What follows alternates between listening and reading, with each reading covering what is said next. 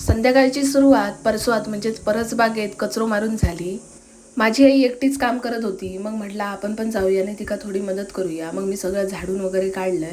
नंतर कोयतो घेतलाय आणि केळी वगैरे साफ केलंय आणि ती नेऊन तिकडे शेतात जळाक टाकलंय. आमच्या आंब्याच्या झाडावर एक आंबो पिकलो होतो. मग मी धोंडे मारून तो आंबो पाडत होते. तर आई बोलली की कोणाच्या तरी कपाळावर बसात. मग मी काठी घेतलंय आणि मग तो काठीने आंबो पाडवलंय. आंबो पाडून कॅच घेऊचा प्रयत्न केले, पण मी काय कॅच घेऊ शकले नाही. आणि तुम्ही हे बघू शकतास, एक आंबो भेटल्यावर माझी खुशी. एक आम की खुशी तुम क्या जानोगे रमेश बाबू. आता तुम्ही बघू शकतास माझ्या केळीची बाग किती स्वच्छ झाली आहे.